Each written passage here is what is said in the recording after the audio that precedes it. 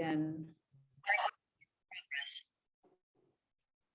there is this one aspect here, it's called hue. We will see how it affects the plot, since we wish to look at the survival rate, right? Survived. So the column name was survived, right? Yes, survived. The data name, so I have given as data only. So you can either use shift enter or you can use this run.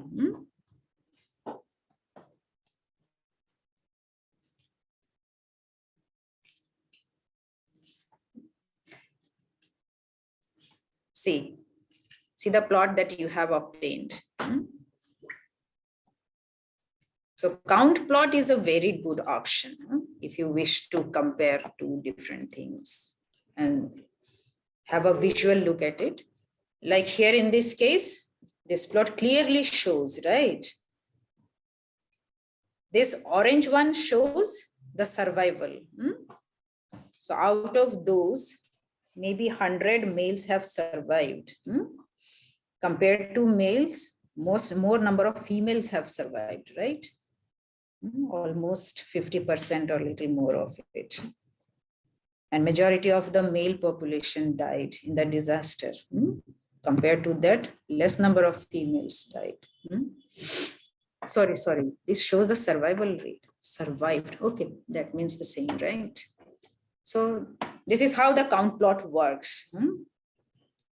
Suppose you just wish to look at the counts only. Let us see what happens if we use just this parameter.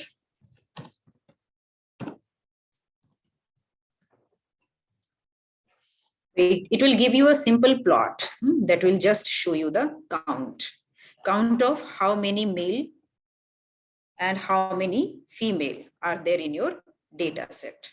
Okay, since we haven't conditioned it, right? There are no condition. The X shows the sex of the passengers. And since it is a count plot on the Y-axis, it will always show you the count. So these many males, these many females are on board, okay, or were on board. Now, if you introduce one more parameter here, that is hue, so with the help of colors, it will help you visually look at the proportion of how many could make it, how many couldn't. Okay, the blue one shows how many could not make it, and orange one shows how many could make it, because orange one is for 1, right, and blue is for 0s. So that is how count plot helps you. So from here we can make one conclusion, that the sex is a factor that affects the survival rate. So if the passenger is a female, there is high chance that she has survived. So this should be one significant attribute that should be taken care of in the next step, your predictive modeling. So that is how it works. After that, let us have a look at one more. There is one more thing called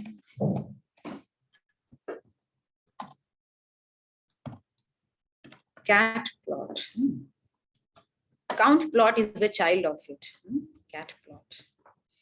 Hope I'm remembering it correctly. SNS dot format is almost the same. Cat plot. Almost the, suppose we wish to introduce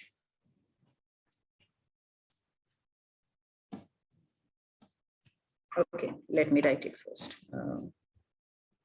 Suppose on X, let me have this embarked. If I remember it correctly, embarked tells you from which station your passenger boarded the Titanic, right? or purchased the ticket, whatever it is. So where is embarked?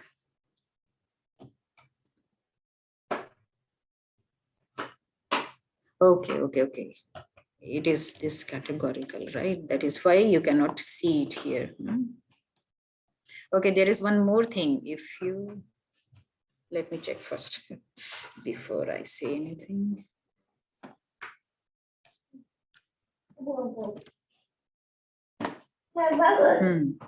If you write all here in front of describe, you will get to see the true or false for the Boolean type.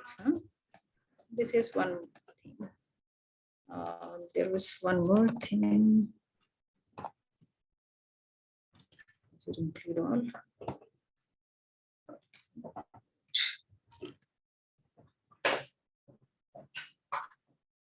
So that you can check once. There is something called include all. So that will also provide values for, at least mode values for these type of categorical variables. Let it be described for me. A few of the things. To recall. Let us look at this. Embarked. Let me make the issue as the survival only, because that is the main question. Associated data is our data only. When you use cat plot, you have to mention that what kind of cat plot you want. We are looking for the number of counts, right? So it will be count only, and then you have this parameter. I think it was this only. P class. It P class, yeah. Passenger class. It might be interesting to see if it works. Let's see. Yeah. Okay. So you have this cat plot with you. Okay. So you can set X to be the embarked variable. Hue is as before. It indicates who could make it, who could not make it. That's your data that you have called. It's a count plot. And for columns, it will show you the P class. Okay. So it includes many things. The cat plot can include multiple variables, okay, multiple information all at once for different classes. This is for, the first one is for P class 1. The second one is for P class 2. The third one is for P class 3. Can you see? P class is also playing an important factor here, right? For class 3, the survival rate, look at the survival rate, at least from this Southampton point, it is worst, right? Most of them could not make it. And most from the P class 1, they might have gotten preference, right? So the ratio is good here for P class 1. For other classes, it is not so good. Many of them could not survive.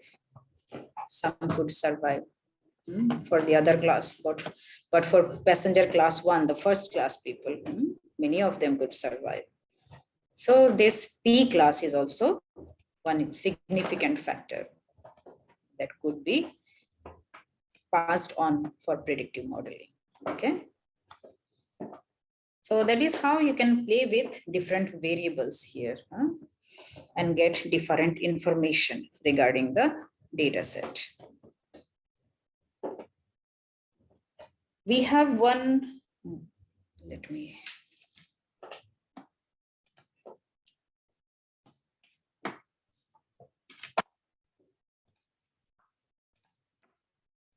Have one very interesting method that Python provides. It is called group by. Suppose you, instead of having the plots, you just want to look at the values straight away.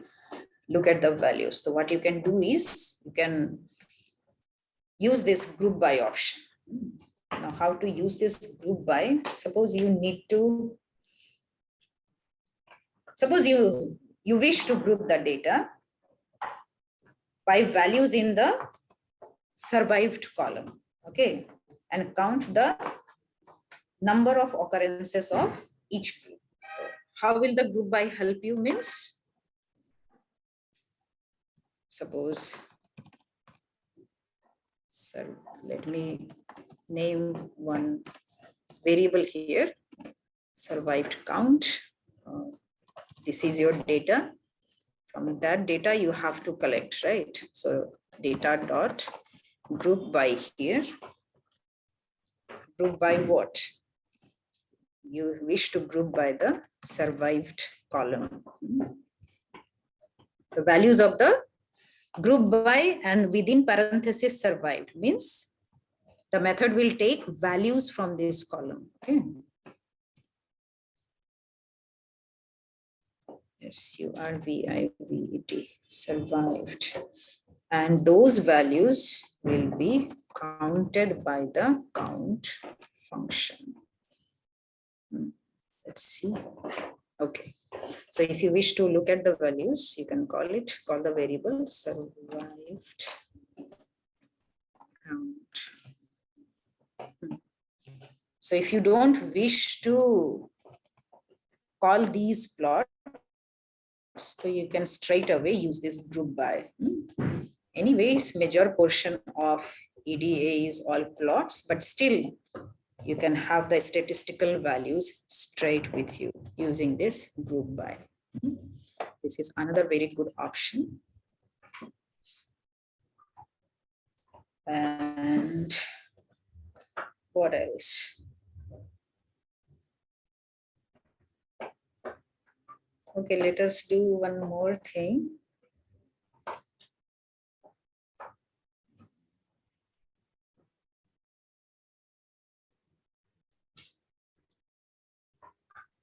Okay, is anybody doing coding simultaneously? Yes, ma'am. Anybody? Oh, yes, ma'am. Okay. Yes, ma'am. If few people are doing, then can you please show me one thing, one small task I will give you. So it will just boost me up, no? Since I'm getting no feedback from the other side. Can you just use group by and then count the values from P class? Count the values from P class.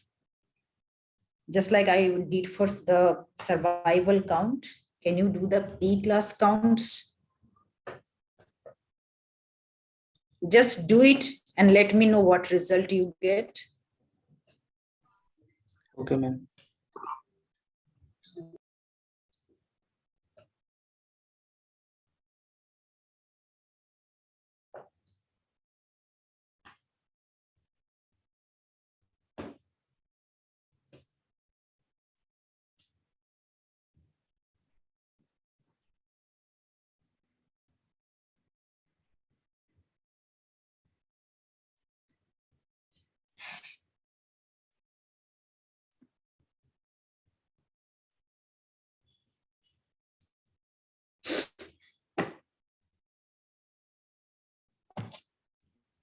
निकल बेटा ओ बन गया very good tiger the Banni donkey ये विनी the पू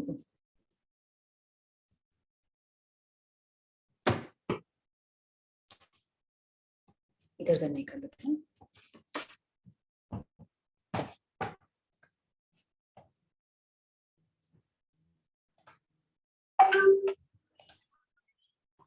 I've got the data.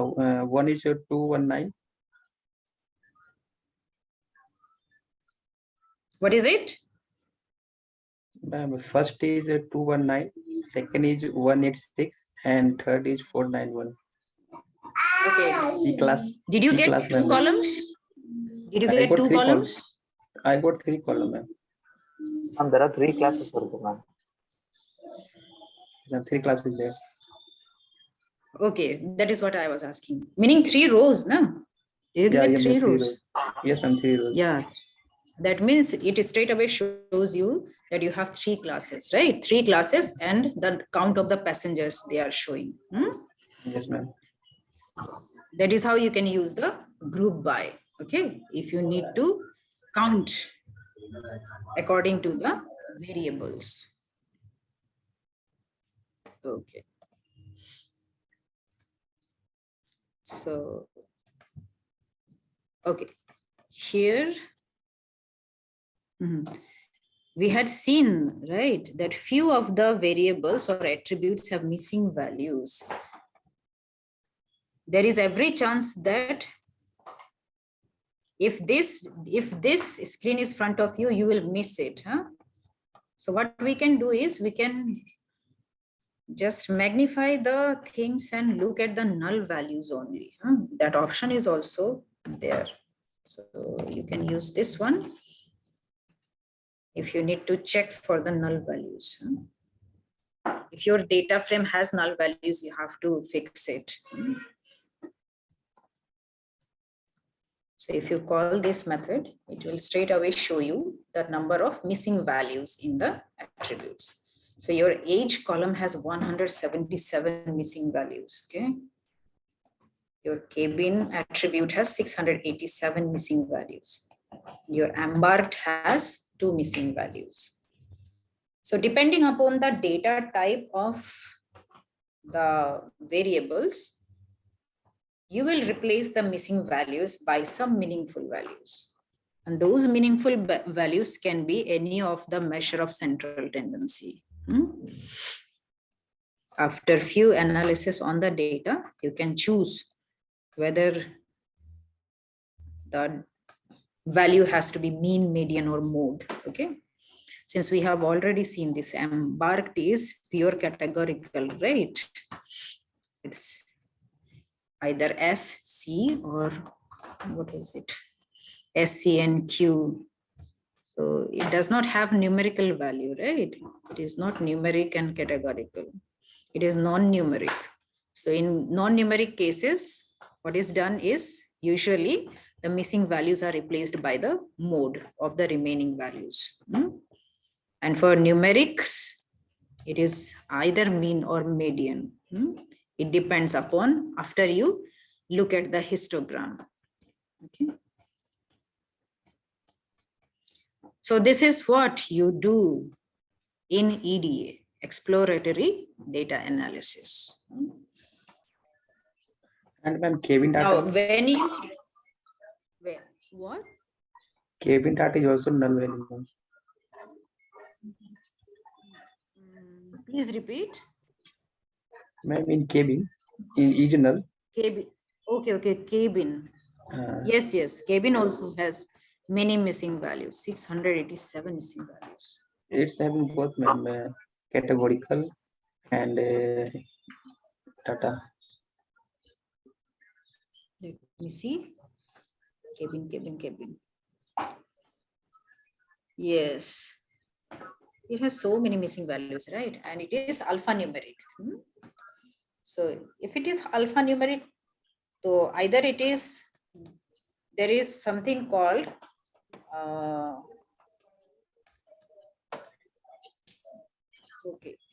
there is some method by which you can replace the missing values by dummy values. Okay.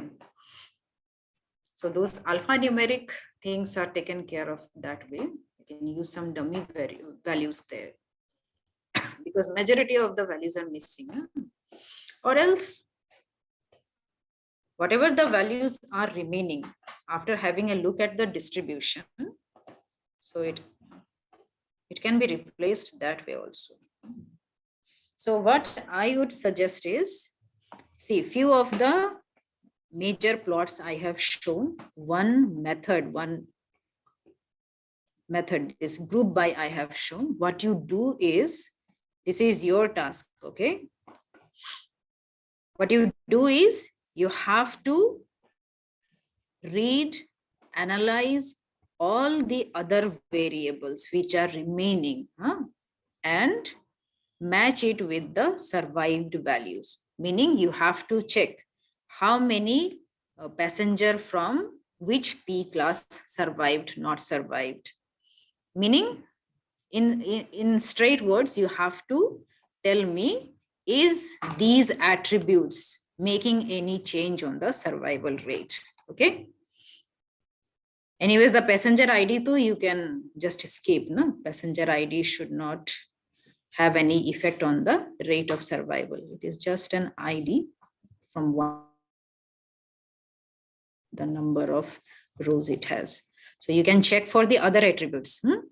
So in the next class, I would like to see answers from you. Some observations, some significant observations made by you. Which attributes are significantly affecting the rate of survival? See, why this is important is, when you will be doing predictive modeling, you have to feed in the proper variables, the useful variables. If you could find the useful variables, you can do proper modeling. So we will be modeling on this data set. Our first model will be based on this data set.